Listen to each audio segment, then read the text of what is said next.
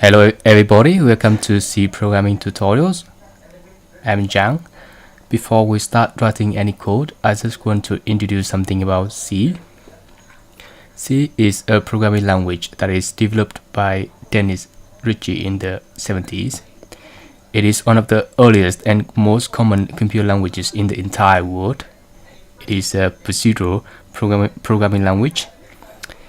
It is a stepstone for other languages to indirectly or directly borrow basic features. So why do we bother to learn C? It is because you like to explore a new programming language, or it is because learning C is compulsory. For example, if you are an IT student majoring in software engineering, computer science, information system, or information technology, understanding C is a must. If you have a solid understanding C, then it will be easier to learn other object-oriented languages such as Java, C#, and Python. As I said earlier, other languages borrow or indirectly or directly borrow basic features from C. Although their syntaxes are not the same, but they have the same logic. They have variables and constants. They have selection, supported by if-else statements or switch. They have iterative processing, do, while, for, loop, and they have operational expression. If you want to do any mathematical calculations, you can also do that in C. So what can you do with C?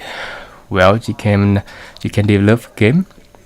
You can also develop robot, and if you are clever, or if you have the ability, you can also develop operating systems. Okay, so for example, Mac OS X or Windows operating systems, these languages are written in C and C++. You are also more likely to work in an electronic company. So these companies used C and to deal with machine controls. Okay, so C involves in engineering and electronics a lot. Okay, so this is the basic introduction about C, and then in the next tutorial I will introduce some of the common IDEs, a place for you to write your code and to follow the tutorial. Okay, so IDE stands for integrate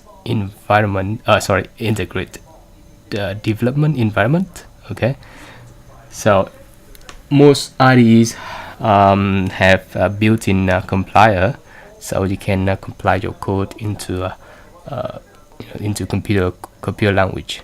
Okay, so next tutorial I will talk about some of the IDE that you can use to write your code.